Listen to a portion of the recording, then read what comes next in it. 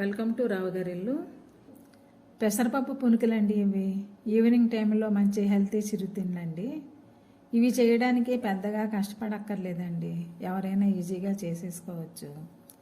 రండి, ఈ టేస్టీ పునుగులు ఎలా చేయాలో చూపిస్తాను. ముందుగా ఒక గ్లాసు పెసరపప్పును 2-3 సార్లు శుభ్రంగా కడగండి.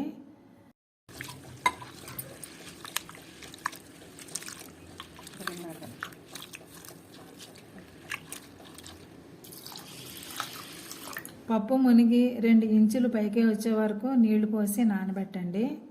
పెసరపప్పు కనీసం 2 గంటలు నానాలండి, అప్పుడే పునుగులు బాగా మెత్తగా వస్తాయి.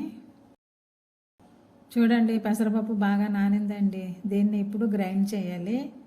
పప్పు మిక్సీలో వేస్తే పునుగులు కాస్త గట్టిగా వస్తాయండి, అందుకని నేను గ్రైండర్లో వేస్తాను. మీకు రుబ్బు రోలు అందుబాటులో ఉంటే దాంట్లోనైనా రుబ్బుకోవచ్చు. గ్రైండ్ చేసేటప్పుడే కాస్త సాల్ట్ కూడా కలపండి. చూడండి, ఇలా రుబ్బుకోవాలి. పిండిని ఇలా గిన్నెలోకి తీసుకోండి. దీంట్లో చిటికెడు వంట సోడా వేసి బాగా కలపండి.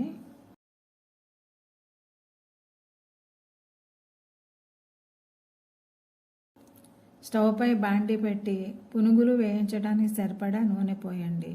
నూనె కాగాక ఇలా చిన్న చిన్నగా పునుగులు వేసుకోవాలి.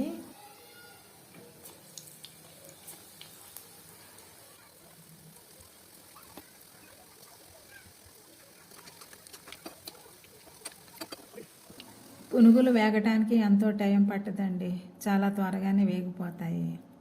చూడండి, ఇలా పండు నిమ్మకాయ రంగులోకి రాగానే తీసేయాలి.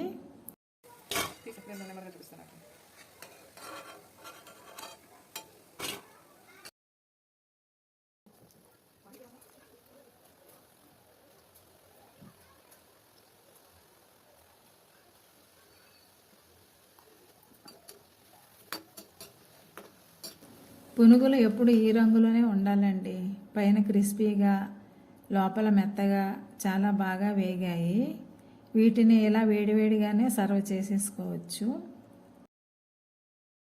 పునుగుల్లోకి ధనియాల కారం చాలా బాగుంటుందండి. రెడ్ చట్నీ, గ్రీన్ చట్నీలు కూడా బాగుంటాయి. కానీ చట్నీల కంటే కారపొడి వీటికి మంచి కాంబినేషన్ అండి. ఈ కారపొడి ఎలా చేయాలో లింకు డిస్క్రిప్షన్ బాక్స్లో ఇస్తున్నాను, చూడండి.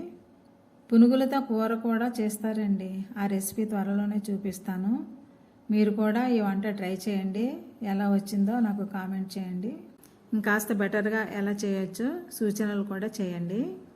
మరొక విషయం అండి, ఈ వీడియోని లైక్ చేయండి, షేర్ చేయండి, అలాగే ఖచ్చితంగా సబ్స్క్రైబ్ చేసుకోండి. మరిన్ని మంచి రెసిపీస్ కోసం నా ఛానల్ రావు గారి ఇల్లు ఫాలో అవ్వండి. Thank you for watching my channel.